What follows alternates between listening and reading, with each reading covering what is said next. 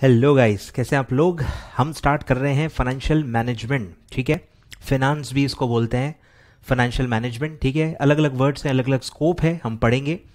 अब ये सब्जेक्ट आपके लिए नया है। ठीक है, फर्स्ट टाइम आप इसको पढ़ रहे होंगे, आपने इसके बारे में ज़्यादा डिटेल में नहीं पढ़ा होगा। तो ये जो फर्स्ट चैप्टर है आपका, ये जो चैप्टर हम पढ़ने वाले हैं, nature and scope of financial management, ये बेस है। आगे पूरा सब्जेक्ट आपको इंटरेस्टिंग लगेगा या नहीं लगेगा, वो ये इस चैप्टर पे डिपेंडेंट है। ये पूरा चैप्टर थ्योरी है। ठीक है, तो इसमें आपको थोड़ा ध्यान देना पड़ेगा और मेरे साथ साथ इमेजिन करना पड़ेगा। ठीक है, जितना आप इमेजिन कर पाए उतना अच्छा आपको इसका अंडरस्टैंडिंग आएगा और उतना इंटरेस्टिंग भी आपको लगेगा।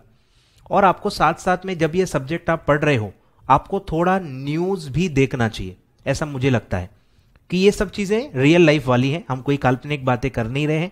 ये जो भी आप सब्जेक्ट पढ़ रहे हो, this is the dam practical subject. मतलब ये हर जगह आपको दिखेगा, इसके बारे में न्यूज़ में भी आता है, और आप जिस फील्ड में काम करने वाले हो उसमें भी इसका बहुत ज़्यादा एप्लीकेशन है। ठीक है, तो ये सब्जेक्ट को इंटरेस्टिंग बनाने के लिए, या जो भी मैं एग्जाम्पल्स आपको दूंगा वो आपको तभी अच्छे से समझ में आएंगे या कनेक्ट होंगे जब आप न्यूज़ पढ़ोगे। तो न्यूज़ पढ़ते रहना है, न्यूज़ पढ़ते रहना है। ठीक है, तो चलिए स्टार्ट करते हैं। टॉपिक है nature and scope of financial management. ठीक है, नेचर पढ़ेंगे कि ये क्या टाइप का फील्ड है। इट्स अ फील्ड, समझ में आ रहा है। जैसे अकाउंटिंग एक फील्ड है, अलग अलग फील्ड्स होती हैं, वैसे ही फाइनेंशियल मैनेजमेंट एक पूरी फील्ड है जिसको आप पढ़ते हो और अप्लाई करते हो। तो इसका नेचर क्या है ये हम समझेंगे। मतलब इसमें अब एक डिस्कशन आएगा कि ये साइंस है कि आर्ट है, इसका एक आएगा डिस्कशन। तो हम देखेंगे क्या है क्या नहीं है। और आप फाउंडेशन से अगर हो, सीएस फाउंडेशन अगर आप पढ़ चुके हो, तो आप मैनेजमेंट टॉपिक पढ़ चुके हो। मैनेजमेंट क्या होता है वो भी आप पढ़ चुके हो। ये भी एक फील्ड ऑफ मैनेजमेंट ही है, फाइनेंशियल मैनेजमेंट। और मैनेजमेंट का इंट्रोडक्शन भी आप पढ़ चुके हो कि मैनेजमेंट क्या होता है। उसमें भी एक सिमिलर टाइप का डिस्कशन आता है कि मैनेजमेंट भी आर्ट है कि साइंस है। तो जैसे आपने मैनेजमेंट के लिए पढ़ा है, वही चीजें हम फाइनेंशियल मैनेजमेंट के लिए भी पढ़ेंगे, because it's a field of management only. इसलिए सब्जेक्ट में आपको दो पार्ट्स हैं, फाइनेंशियल मैनेजमेंट और स्ट्रैटेजिक मैनेजमेंट। ठीक है, चलिए स्टार्ट करते हैं। अब इसमें बहुत सारे डेफिनेशंस आएंगे, अलग अलग लोगों ने अलग अलग डेफिनेशंस दी हैं। ठीक है, अलग अलग समय पे दी हैं, जैसे जैसे वो डेवलप हो रहा था फील्ड। तो डेफिनेशंस में देखो रिपीटेशन बहुत होगा, अलग अलग चीज, अलग अलग लोग एक ही चीज बोल रहे हैं, हल्का हल्का उसमें वेरिएशन होगा। तो मैं बार बार रिपीट नहीं करूंगा, एक बार मैं पूरा अच्छे से एक्सप्लेन करूंगा और काफी चीजें मैं रीड करूंगा, क्योंकि इसमें कुछ एक्स्ट्रा बताने के लिए नहीं होगा। जब भी मेरे पास कुछ एक्स्ट्रा एक्सप्लेन करने के लिए होगा तब तब मैं आपको एक्सप्लेन करूंगा। जब रिपीटेटिव चीजें आएंगी तो मैं इसको रीड आउट करते जाऊंगा। ठीक है, तो इस तरह से हम इसको पढ़ने वाले हैं। और डेफिनेशंस फर्स्ट टाइम में याद नहीं होने वाली। Be realistic, be practical. Definitions धीरे धीरे आपको ख्याल में आएंगी। ये जो नाम है, क्योंकि एमसीक्यू पेपर है तो एक आध दो क्वेश्चन नाम पे भी आ सकते हैं। ये आप जजमेंट लो कि आपको कितने याद रखने हैं, नहीं रखने हैं, क्या करना है। तो नाम भी धीरे धीरे याद होंगे, डेफिनेशंस भी धीरे धीरे। सब मैं आपको ट्रिक्स बताऊंगा कि नाम से कैसे डेफिनेशन को लिंक करना है। सब कुछ धीरे धीरे होगा।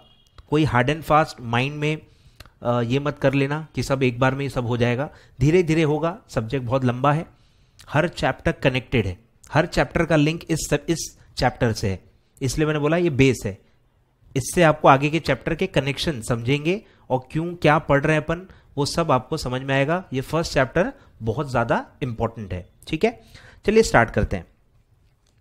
तो फर्स्ट टॉपिक है सर, मीनिंग ऑफ फिनांस। ठीक है, फिनांस, फाइनेंशियल मैनेजमेंट। ठीक है, धीरे धीरे वर्ड्स डेवलप हुए हैं और स्कोप बढ़ते गया है। जैसे आपने अगर कॉस्टिंग पढ़ा होगा, बराबर, तो उसमें भी ये आता है cost, costing, cost accountancy, same pattern है। ठीक है, स्टार्ट करते हैं। Meaning of finance. Finance means may be defined as an art और a science of managing money. अब ये 10 बार आएगा, मनी वर्ड बार बार आएगा, तो मैं पहले ही एक्सप्लेन कर देता हूं कि फिनांस मतलब पैसा, पैसे से रिलेटेड कोई भी चीज अगर आप पढ़ रहे हो, that is the finance field. अब उसमें बहुत सारे सब फील्ड्स बन गए हैं कि फिनांस जो पैसा है वो आप पर्सनल लेवल पे भी पढ़ते हो। जैसे घर पे आप देखते हो अपनी मम्मी और पापा को, तो आप खुद देखो वो भी पैसे में डीलिंग करते ही हैं।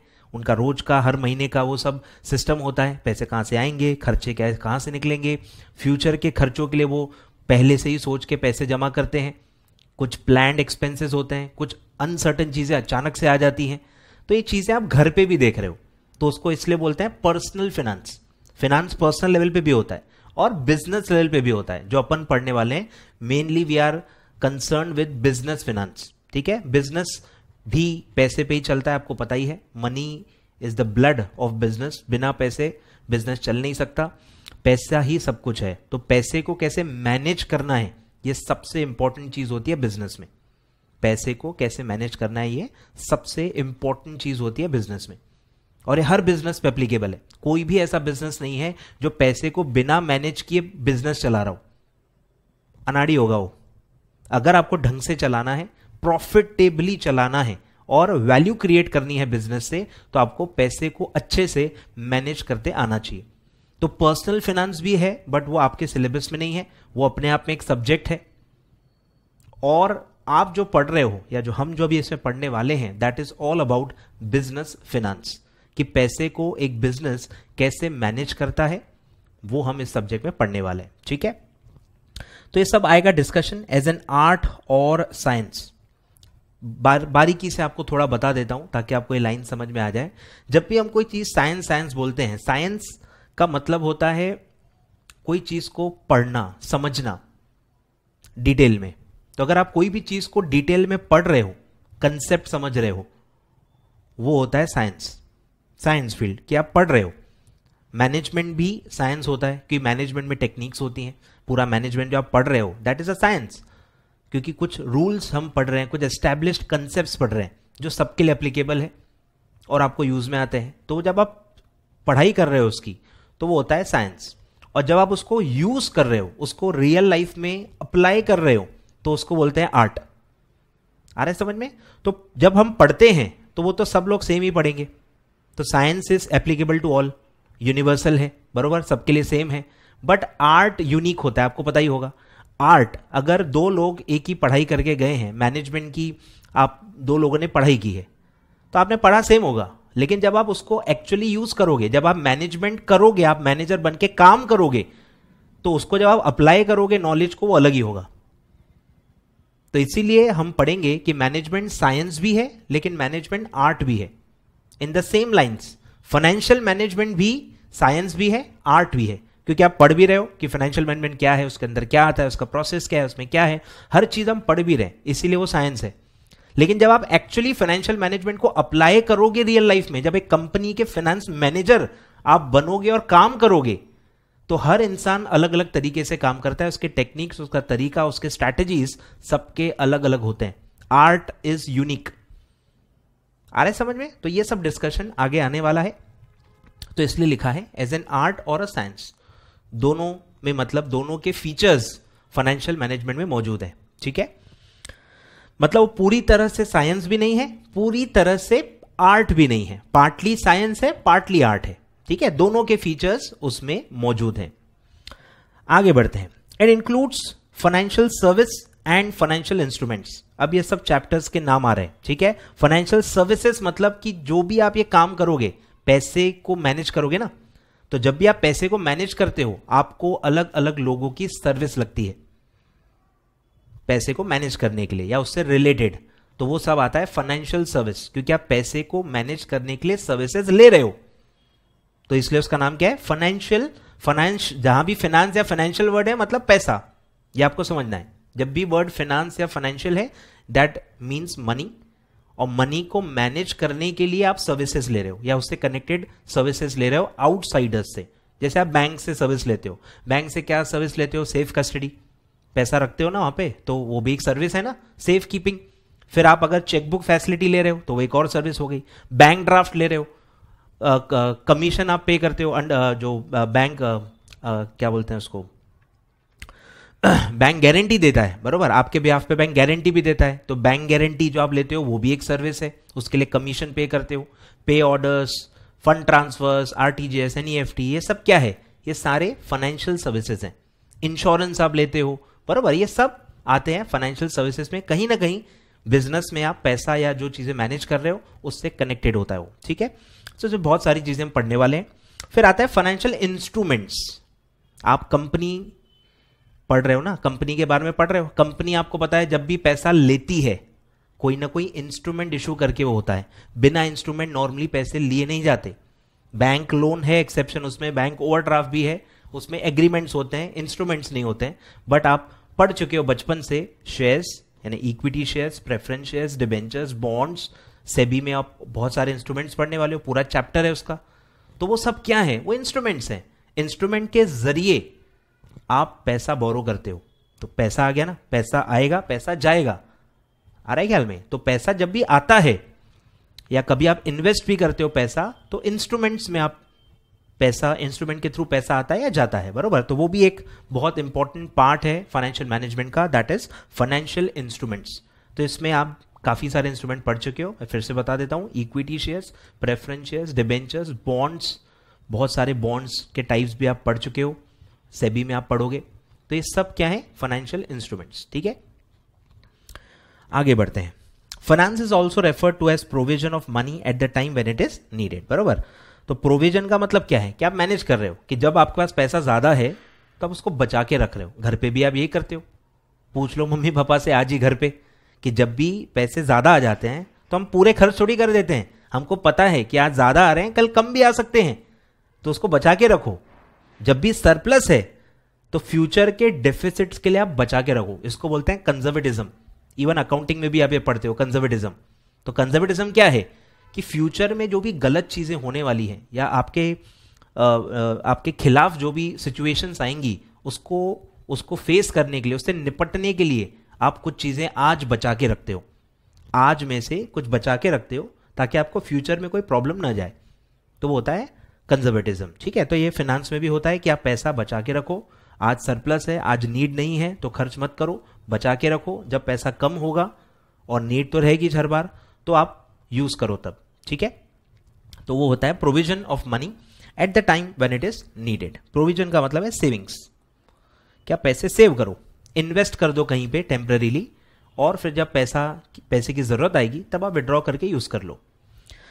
ठीक है, फिर है finance function is the procurement of funds. ठीक है, ये पूरा अभी अपन चैप्टर में यही पढ़ने वाले हैं कि फाइनेंस में दो काम होते हैं। फाइनेंस का जो पूरा फंक्शन है, मैनेजमेंट है, that revolves around two things. Number one, procurement of funds, कि पैसा लाना पड़ेगा। फंड मतलब मनी, तो प्रोक्योर करो, उसको लाओ, उसको कहीं ना कहीं से लाना पड़ेगा बिजनेस के अंदर, तभी तो आप लगा पाओगे। बिजनेस तो सेपरेट पर्सन है ना, आर्टिफिशियल पर्सन सेपरेट पर्सन है। तो पैसे कहीं से आएंगे, फिर वो पैसे कहीं ना कहीं लगाए जाएंगे। तो जहां से आप लाओगे, वो जो पूरी प्लानिंग होती है, वो जो पूरा एग्जीक्यूशन होता है, उसको बोलते हैं प्रोक्योरमेंट ऑफ फंड्स। ठीक है, and their effective utilization in the business concern. अब जब आप पैसे ले रहे हो, काई के लिए ले रहे हो? बिजनेस करने के लिए ले रहे हो, तो पैसा लगेगा कहां? बिजनेस में। अब बिजनेस में मतलब कहां लगेगा? बिजनेस कैसे होता है? अकाउंटिंग में आप पढ़ चुके हो। बिजनेस कैसे होता है? फिक्स्ड एसेट से होता है। आपको फिक्स्ड एसेट्स लगेंगे और कुछ ना कुछ करंट एसेट्स भी लगेंगे।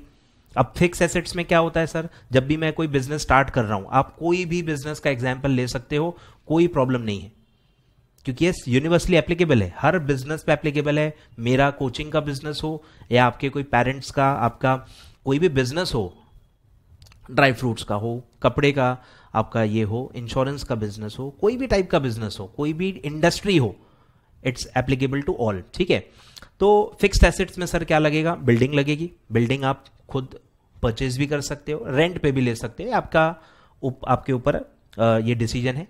तो अगर बिल्डिंग आपको लगेगी, मशीन्स लगेंगी, बरोबर, मशीनरीज। अगर आप मैन्युफैक्चरिंग सेक्टर में हो तो आपको मशीनरी लगेगी। फिर इसमें बहुत सारे ये होते हैं फर्नीचर एंड फिक्सचर्स, बरोबर, फर्नीचर तो लगेगा ही, कंप्यूटर्स, इलेक्ट्रॉनिक इक्विपमेंट्स लगेगा, व्हीकल्स लगेंगी, ये सब आपको पता होगा। ठीक है, तो अगर आप कॉमर्स फील्ड से हो तो आपको पता है कि फिक्स एसेट का मतलब क्या है और उसमें क्या क्या आता है। तो ये सब बिजनेस करने के लिए जरूरी होता है, इसके बिना बिजनेस नहीं कर सकते।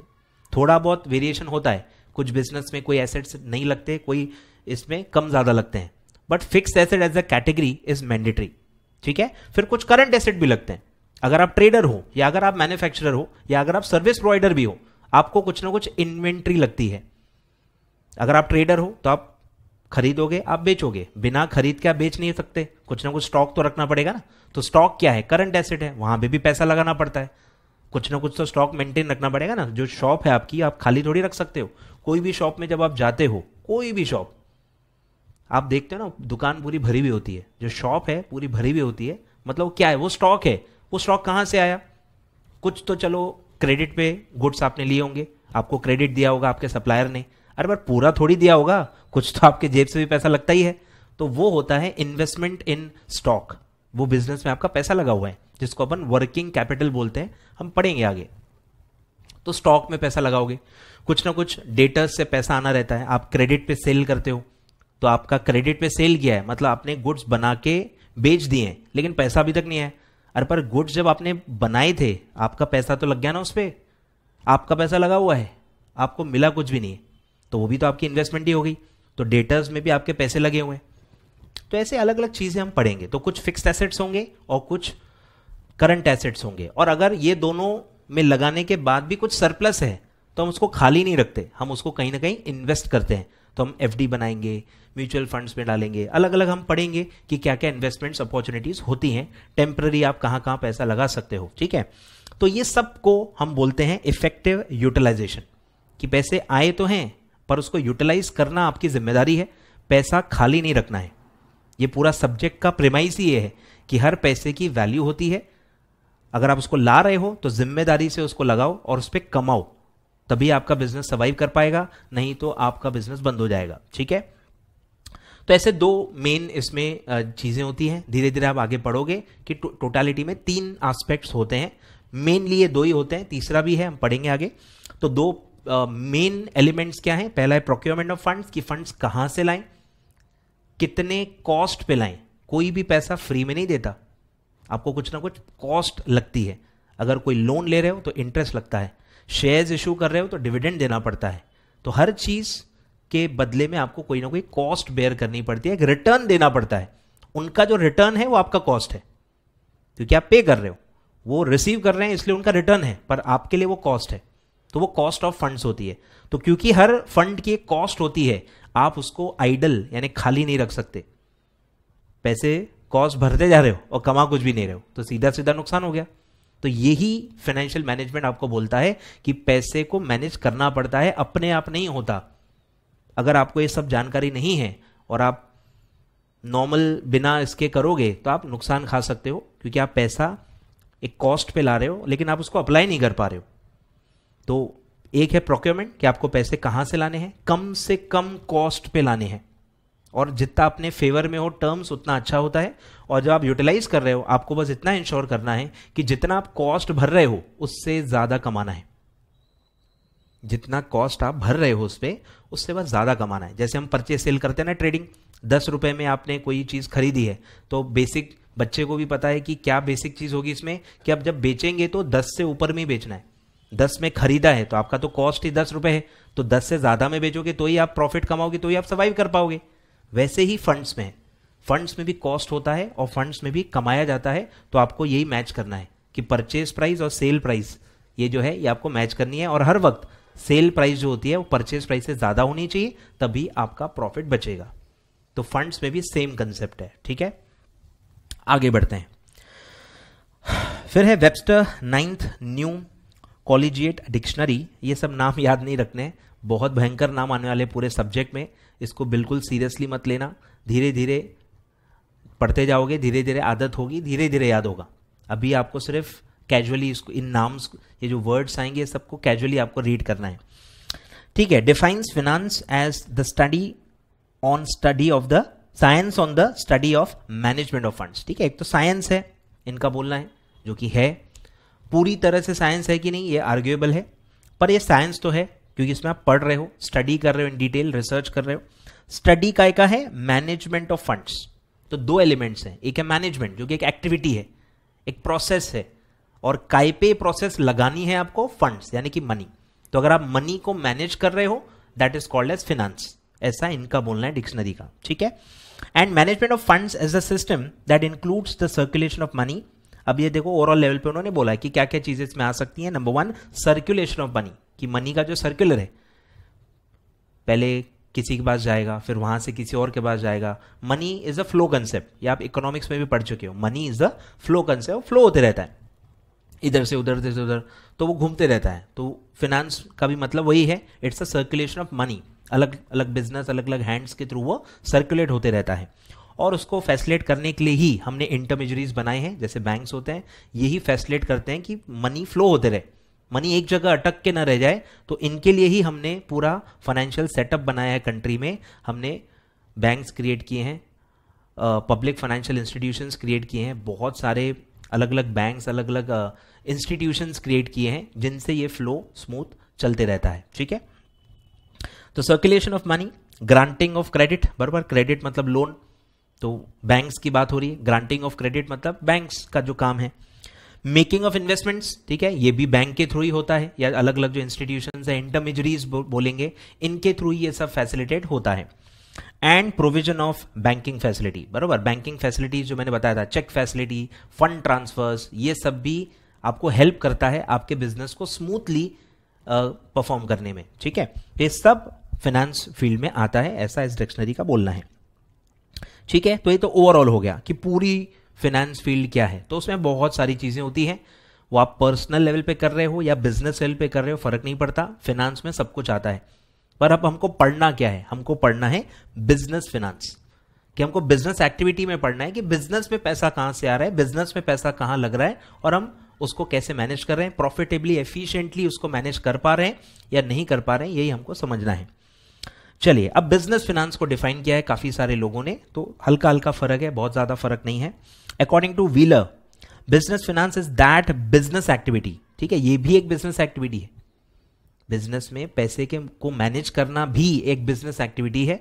ठीक है, विच कंसर्न्स विद द एक्विजिशन, ठीक है, सेम, एक्विजिशन मतलब खरीदना, मतलब फंड्स बोरो करना। ठीक है, acquisition and conversion of capital funds, ठीक है, कैपिटल मतलब जो बोरोइंग होती है, जो लॉन्ग टर्म के लिए ली जाती है, ये आपकी कमाई नहीं है, किसी से लोन ले रहे हो तो वापस करना है, तो उसको बोलते हैं कैपिटल फंड्स, मतलब जो आपको वापस करना है, और जब तक आप यूज कर रहे हो उस पर आपको कोई ना कोई रिटर्न पे करना है, तो that are known as capital funds. ठीक है, और रेवेन्यू फंड्स क्या होते हैं, जो आपने कमाया है, जो आपको लौटाने ही नहीं है, वो आपकी कमाई है, क्योंकि आपने गुड्स दिए हैं या आपने सर्विसेज दी हैं, कोई ना कोई सर्विस देके वो आपने कमाई है और वो आपकी है। और कैपिटल फंड्स मतलब जो आपको लौटाने हैं, और जब तक आप यूज कर रहे हो तब तक आपको रिटर्न भी देना है उस पर, these are known as capital funds. ठीक है, तो वो दिया है business activities concerns with acquisition conversion of capital funds and meeting the financial needs and overall objectives of the business enterprise. ठीक है, हर बिजनेस का एक मोटिव होता है, आपको पता ही है, बिजनेस बिना प्रॉफिट सर्वाइव नहीं कर सकता है। मैक्सिमाइजेशन ऑफ प्रॉफिट, ये बहुत ही नॉर्मल ऑब्जेक्टिव होता है बिजनेस का। और प्रॉफिट कब कमाओगे, जब आप बिजनेस को प्रॉफिटेबली चलाओगे, मतलब फंड्स का जो बोरोइंग है और फंड्स का जो यूटिलाइजेशन है, उसको अगर आप मैनेज कर लो तो आप प्रॉफिट में रहोगे, ये इंश्योर हो जाता है। ठीक है, तो ये सब है कि जब जब आपको फाइनेंशियल नीड होगी, उसमें अगर आप पूरा अरेंजमेंट कर रहे हो कि कैसे एक्वायर करें, कहां से करें, कितना करें, कितने समय के लिए करें, तो ये सब बिजनेस फाइनेंस होता है। ठीक है, फिर है according to Guthmann and Dougall, business finance can broadly be defined as the activity concerned with, अब ये मैनेजमेंट वाली डेफिनेशन है कि हर मैनेजमेंट में ये स्टेप्स होती हैं, आप पैसे को मैनेज करो, पर्सन को मैनेज करो, डिपार्टमेंट को मैनेज करो, कंट्री को मैनेज करो, स्टेट या सिटी को मैनेज करो। जब भी आप मैनेजमेंट पढ़ रहे हो, ये सारे स्टेप्स यूनिवर्सली एप्लीकेबल होते हैं। ठीक है, तो पहला स्टेप सेम, प्लानिंग, कि जब भी कोई चीज को आप मैनेज करते हो तो आपको प्लान करना पड़ता है, बरोबर, फाउंडेशन में और फर्स्ट ईयर में आप कहीं ना कहीं पढ़ चुके हो सब। तो planning is the starting point, कोई भी चीज को मैनेज करना है, यू हैव टू प्लान। ठीक है, प्लानिंग, रेजिंग यानी फंड्स को रेज करना, बोरोइंग करना, वो जो पूरा प्रोसेस होता है, लोन अपने आप नहीं आ जाता, प्रॉपर जाके आपको अप्रोच करना होता है, एग्रीमेंट्स होंगे, सब जो भी डॉक्यूमेंटेशन होगा, और फिर आपको फंड्स मिलते हैं। तो ये पूरे प्रोसेस को बोलते हैं रेजिंग ऑफ फंड्स या फंड्स प्रोक्योरमेंट। फिर है कंट्रोलिंग, बरोबर, कि कंट्रोल करो कि कहाँ यूज हो रहे हैं, आइडल तो नहीं है, कंट्रोल करो कोई भी चीज को, जो आपने ऑब्जेक्टिव रखा होगा उस हिसाब से आपको उसको, जो भी आपने प्लान किया था उसको आपको कंट्रोल भी करना है कि वो एज प्लान्ड चल रहा है कि नहीं। नहीं चल रहा है तो फिर आपको एक्शन लेना होगा कि जैसा प्लान किया था वैसा होना चाहिए। फिर है administering of the funds used in the business, बराबर, तो फिर आप उसको एडमिनिस्टर करो, उसको रोज देखते जाओ कि कहाँ लगाना है, और अगर आ गए हैं तो कुछ वापस भी कर सकते हो, बराबर, कि कुछ फंड्स अगर एक्स्ट्रा हैं तो बोरिंग्स रीपे करते जाओ ना, फालतू कॉस्ट क्यों बेयर करें? अगर आपके पास पैसा ज़्यादा आ गया है, आप कमा रहे हो, तो आप रीपे भी करते जाओ बोरिंग्स को। तो ये सब एडमिनिस्ट्रेशन में आता है। आगे बढ़ते हैं। In the words of Prather and Wert, business finance deals primarily with raising, ठीक है। अब देखो मैनेजमेंट वाले वर्ड हटा दिए, रेजिंग कि पैसे लाना, रेज करना, बोरो करना, एडमिनिस्ट्रिंग उसको एडमिनिस्टर करते रहो, और डिसबर्सिंग फंड्स, कहीं ना कहीं आपको पैसे लगाने पड़ेंगे, जिसमें मैंने आपको बता दिया फिक्स्ड एसेट्स बाय करने हैं, करंट एसेट्स बाय करने हैं। अगर आपका लोन का ही बिजनेस है, लोन लेके आप लोन देते हो, दैट इज ऑल्सो बिजनेस, तो आप लोन देना भी आपके लिए डिसबर्समेंट में आएगा, बरोबर। तो ये सब आएगा। Disbursing funds by privately owned business units operating in non financial fields of industry. अब ये इनका बोलना है, non financial fields. Financial field क्या है? जो मैंने बताया, लोन लेना, लोन देना, it's a finance enterprise, financial enterprise में आता है। अगर आपका रोज का काम क्या है? लोन लेना, लोन देना। जैसे bank, bank is a financial enterprise. तो यहां उन्होंने वही बोला है कि बिजनेस फिनांस मतलब फाइनेंशियल बिजनेस छोड़ के जो नॉर्मल बिजनेस होते हैं, मैन्युफैक्चरिंग, ट्रेडिंग, सर्विस सेक्टर, ये सबको बोलते हैं नॉन फाइनेंशियल फील्ड, जिसमें आपका डे टू डे काम लोन लेना देना नहीं होता है। आपको लोन क्यों लेना है? ताकि आप फिक्स्ड एसेट्स बाय कर पाओ, आप करंट एसेट्स बाय कर पाओ, आपको एक्चुअल बिजनेस एक्टिविटी के लिए पैसे चाहिए, वो होता है नॉन फाइनेंशियल फील्ड्स, ठीक है। तो ये तीन अलग अलग देखो डेफिनेशंस थी। इसमें मैं वही बोल रहा हूं कि अब आप दिमाग लगा सकते हो कि हर नाम से कुछ वर्ड्स मैच करके रखो, ताकि वो वर्ड से आप नाम पहचान पाओ।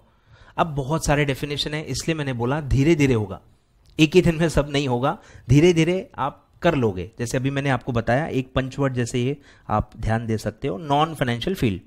अब आप देख सकते हो कि तीनों डेफिनेशन में एक ही में ये यूनिक वर्ड है, तो आप ये नाम, ये वर्ड हाईलाइट कर लो। नॉन फाइनेंशियल फील्ड, ये वर्ड्स किस में है?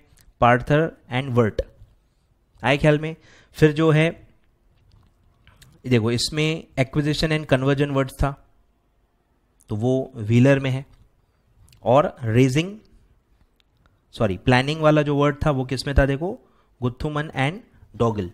तो ऐसे आपको वर्ड्स को मैच करके रखना है, और वो बस वो वर्ड से आपको नाम क्लिक हो जाना चाहिए। ये धीरे धीरे होगा, मैं भी कर चुका हूं ये सब, तो धीरे धीरे होगा, पेशेंस थोड़ा सा ज्यादा लगता है। आगे बढ़ते हैं। फिर है कॉर्पोरेट फिनांस, बराबर, ये है आपका डोमेन। कॉर्पोरेट फिनांस मतलब बिजनेस फिनांस में क्या होता है? कॉर्पोरेट, नॉन कॉर्पोरेट सब आ जाता है।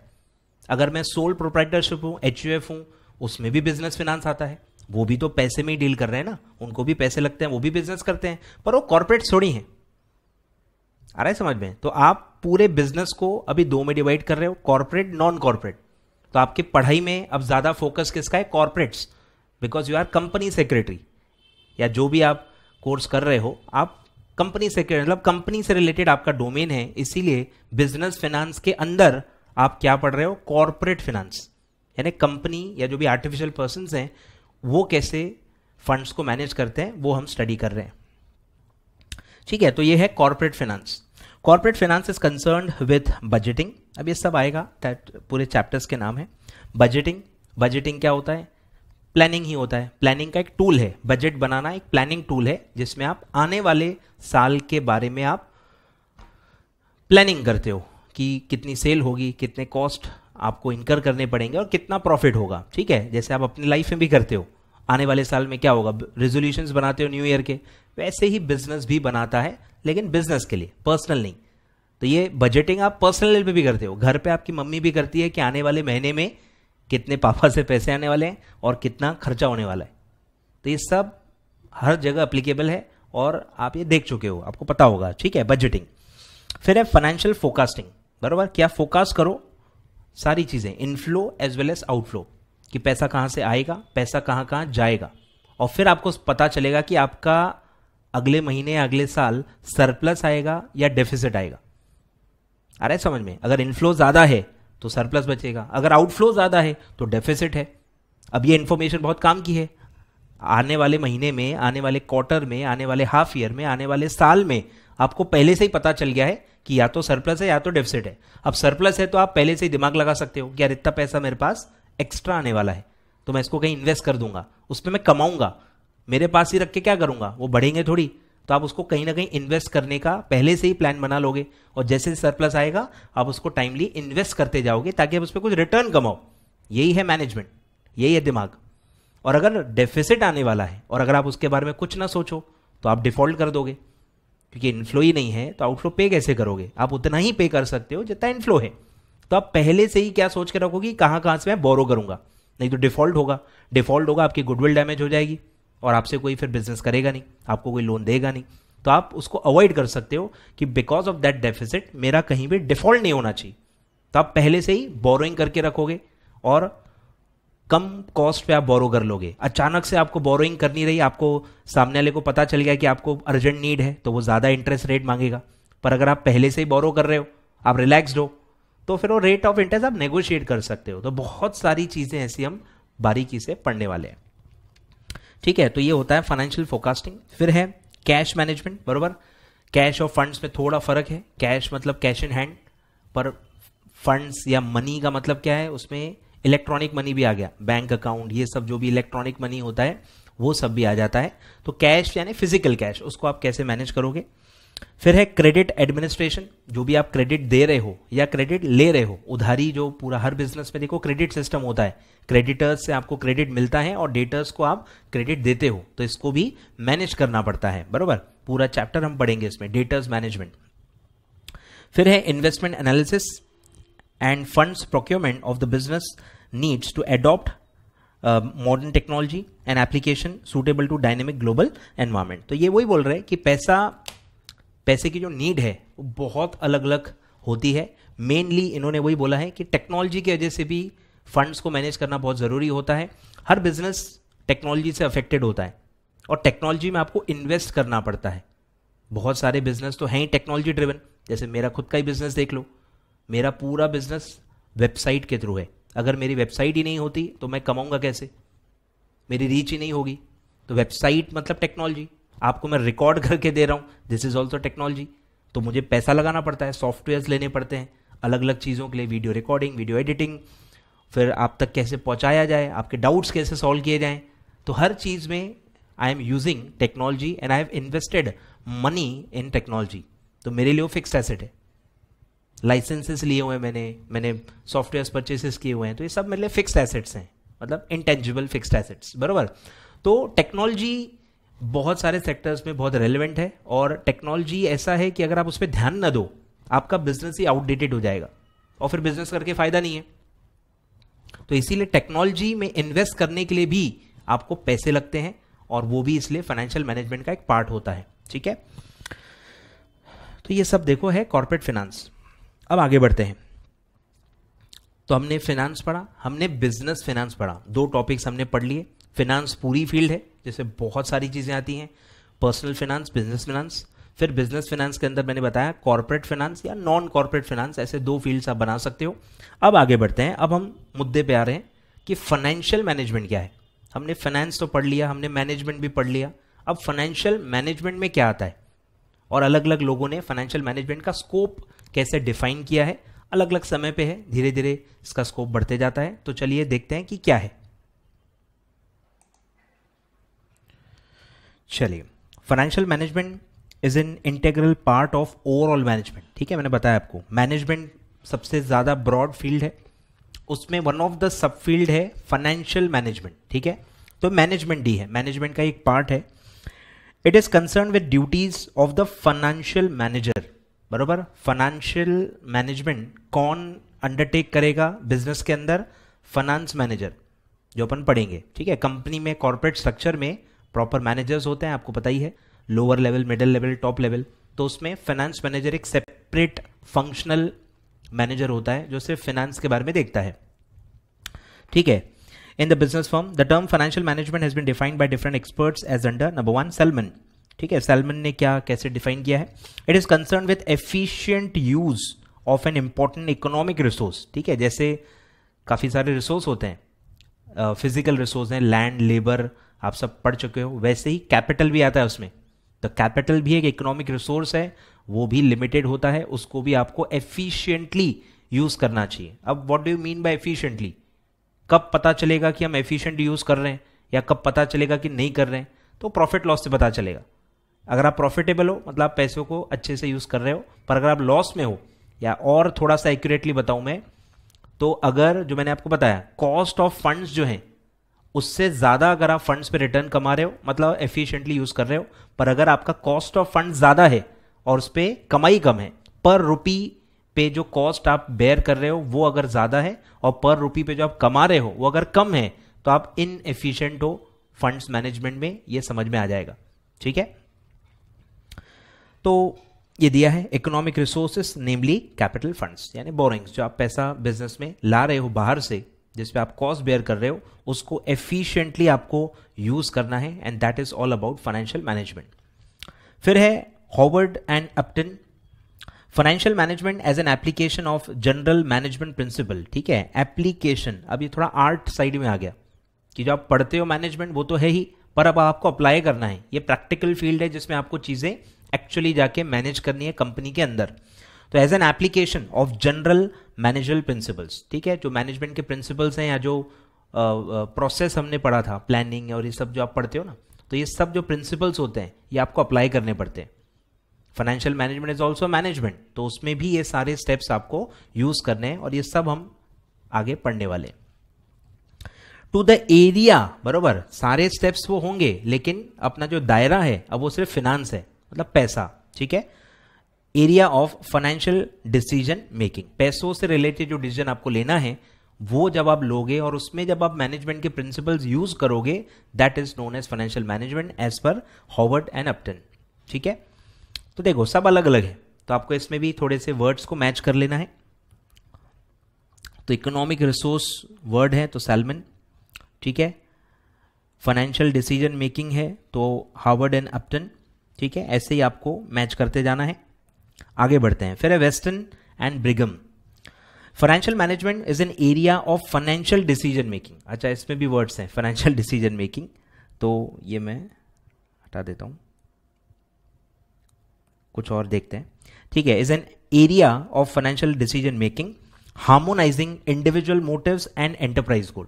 ये बहुत अच्छी लाइन है। ये बहुत बड़ा कॉन्फ्लिक्ट होता है हर बिजनेस के अंदर, फाइनेंस मैनेजर को कॉन्फ्लिक्ट होता है, बराबर, कि अपने लिए सोचे या बिजनेस के लिए सोचे, अपने लिए सोचे या बिजनेस के लिए सोचे। क्योंकि आप अपने लिए जब सोचते हो कि आपका रेम्यूनरेशन ज्यादा हो, तो आपका रेम्यूनरेशन आपके लिए तो कमाई है, अरे पर बिजनेस के लिए तो खर्चा है ना। तो अगर आप अपने बारे में सोच रहे हो मतलब आप बिजनेस के खिलाफ हो, क्योंकि उतना कॉस्ट बिजनेस का बढ़ते जाएगा। और आप ये रियल लाइफ में भी देखना, मुकेश अंबानी इसका बहुत बड़ा एग्जाम्पल है। मुकेश अंबानी का जो आई थिंक रेम्यूनरेशन है वो आई थिंक 15 करोड़ है, जबकि वो बंदा 50-60 करोड़ भी ले सकता है कंपनी से, इतना उसका वैल्यू है। सबसे बड़ा कॉर्पोरेट हाउस है उसका, वो करोड़ में ले सकता है, बहुत ज़्यादा रेम्यूनरेशन ले सकता है। लेकिन वो उन्होंने, मुकेश अंबानी जी ने ये तय किया है कि क्योंकि मैं ज़्यादा रेम्यूनरेशन लूँगा तो कंपनी के लिए तो कॉस्ट है ना, तो उन्होंने अपना पर्सनल रेम्यूनरेशन को लिमिट रखा है। बढ़ाया भी नहीं, काफ़ी सालों से बढ़ाया भी है तो बहुत ही रीजनेबल अमाउंट से बढ़ाया है, और बहुत ज़्यादा बर्डन नहीं जाने दिया है कंपनी के ऊपर। तो आप पढ़ भी सकते हो, न्यूज़ का पॉइंट है ये कि मुकेश अंबानी का कितना सैलरी पैकेज है एज अ CEO या जो भी MD है, वो आप पढ़ो, आई थिंक 15 से 18 करोड़ है। और आप अगर दूसरे बिजनेस हाउसेस का देखोगे तो उनसे डबल टिबल दिखेगा, मल्टीपल टाइम्स रेम्यूनरेशन दूसरे कॉर्पोरेट हाउसेस या आप बड़े बड़े जो ग्रुप्स हैं, SBI है, ICICI है, जितने भी बड़े कॉर्पोरेट्स हैं, HUL है, टाटा का देख लेना, तो जितने भी बड़े हाउसेस हैं जो कि रिलायंस से छोटे ही हैं, रिलायंस ही सबसे बड़ा है या टाटा उसके टक्कर में, या महिंद्रा एंड महिंद्रा ग्रुप है, इनके CEOs का आप रेम्यूनरेशन देखो और रिलायंस का मुकेश अंबानी का देखो, आपको दिखेगा कि बहुत कम है। तो यही वो पॉइंट है कि उन्होंने एक पॉइंट रखा है कि मैं इंडिविजुअल मोटिव्स पे ध्यान नहीं दूंगा, मैं बिजनेस मोटिव पे ज्यादा ध्यान दूंगा, अपने बिजनेस को आगे रखूंगा। तो ये होता है रियल लाइफ में भी, ठीक है। ऐसे भी लोग हैं जो आपको लगेगा कि क्यों होते हैं, बट क्योंकि वो खुद ही ओनर हैं, खुद ही मेजर स्टेक रखते हैं, प्रमोटर हैं, इसलिए उन्होंने ऐसा किया है। ठीक है, तो ये बहुत इंपॉर्टेंट है, हार्मोनाइज करना है, दोनों को बैलेंस करना है। अपने मोटिव्स को भी दूर नहीं रख सकते। आप इंसान हो, ग्रीड सब में होता है, लालची सब होते हैं, तो आप उसको तो पूरा तो इग्नोर नहीं कर पाओगे, पर आप at least you should try to balance it. कि आप सिर्फ अपने बारे में सोच रहे हो, कंपनी भले लॉस में जाए तो फिर आप भी सर्वाइव नहीं कर पाओगे। जब तक कंपनी प्रॉफिटेबल है, ग्रो रही है, तब तक ही आपका अस्तित्व है। इसीलिए हार्मोनाइज करना बहुत जरूरी है लॉन्ग टर्म के हिसाब से, अगर आप सोचोगे तो। ठीक है, ऐसा है। फिर है Joseph and Massie, financial management is the operational activity. ये भी बहुत अच्छा वर्ड है, ऑपरेशनल एक्टिविटी, कि ये तो खैर मैनेजमेंट है। मैनेजमेंट मतलब जो डे टू डे नहीं है, डे टू डे मतलब जो डे टू डे है लेकिन डिसीजन मेकिंग से रिलेटेड है। पर ऑपरेशनल एक्टिविटी क्या होती है, जो बहुत लोअर लेवल है, जो day to day operational level होता है, जो सॉफ्टवेयर या डॉक्यूमेंटेशन से रिलेटेड होता है, तो ये भी फाइनेंशियल मैनेजमेंट में आता है। फाइनेंशियल मैनेजमेंट में डिसीजन मेकिंग तो आती ही है, जो क्वालिटेटिव एस्पेक्ट है उसका कि आप सिर्फ डिसीजन ले रहे हो, आप ऑपरेटिंग एक्टिविटी में ध्यान नहीं दे रहे हो, वो लोअर लेवल ऑफ मैनेजमेंट का काम होता है। टॉप मैनेजमेंट सिर्फ क्या करता है, डिसीजन मेकिंग लेता है, रिपोर्ट्स देखता है, उसके बेस पे डिसीजन लेता है, ठीक है। पर ऑपरेशनल एक्टिविटी भी कहीं ना कहीं मैनेजमेंट में इन्वॉल्व होती है, जो लोअर लेवल ऑफ मैनेजमेंट देखता होगा बट होती है, ठीक है। Operational activity of a business that is responsible for obtaining, ठीक है, लेना, वही procurement, obtaining and effectively utilising the funds necessary for efficient operation. देखो घूम फिर के सब एक ही बात बोल रहे हैं, ठीक है। तो इसमें तो एक वर्ड मिल गया आपको, ऑपरेशनल एक्टिविटी, तो नाम आएगा जोसेफ। फिर इसमें आप हार्मोनाइजिंग वर्ड यूज कर लो, कहीं भी देखो हार्मोनाइजिंग वर्ड है ही नहीं। Harmonising individual motives and enterprise goal, तो वेस्टर्न एंड ब्रिगम। और भले इसमें आप देखो आपको क्या रखना है, application of general management principle. General management principle भी वर्ड्स कहीं नहीं है, तो आप हॉवर्ड एंड अपटन में लिंक कर दो, ठीक है। हर वर्ड्स में ऐसे कनेक्ट करते जाओ, मल्टीपल टाइम्स उसको रीड करो, हर फ्रीक्वेंसी में हफ्ते 10 दिन 15 दिन में एटलीस्ट एक बार ये चीज़ रिवाइज कर ली तो आपको अपने आप धीरे धीरे याद हो जाएगा और एग्जाम में क्लिक होगा वर्ड पढ़ के, ठीक है। आगे बढ़ते हैं। Thus, financial management is broadly concerned with raising of funds, जो मैंने बताया सबसे इंपॉर्टेंट एस्पेक्ट है procurement of funds। फिर है creating value to the assets of business enterprise by efficient allocation of funds। तो दो ही ब्रॉड चीजें हैं, लाना और लगाना, ठीक है। प्रोक्योरमेंट एंड एप्लीकेशन या यूटिलाइजेशन जो भी बोलो, तो इसको ही आपको बैलेंस करना है। और हर वक्त यूटिलाइज करते वक्त जो आप कमा रहे हो that should be more than the cost of procurement of funds. तो आप बिजनेस ढंग से कर रहे हो तो आप फाइनेंशियल मैनेजमेंट का फायदा ले रहे हो, ऐसा माना जाएगा। It is the study of integration of flow of funds in the most optimal manner to maximise the returns of the firm by taking proper decisions in utilising the funds. बराबर, आपको ऑप्टिमल मैनर में करना है। Optimal क्या है कि आपको अपने बेस्ट एफर्ट देने। देखो चीजें जितना आप टाइम दोगे बेटर होते जाती हैं, बट आप कितना टाइम दोगे। जैसे आपको लोन लेना है, 15 डेज आपके पास है, अब 15 डेज में आपके पास एक लिमिटेड टाइम हो गया, कितने बैंक्स के पास आप जा पाओगे।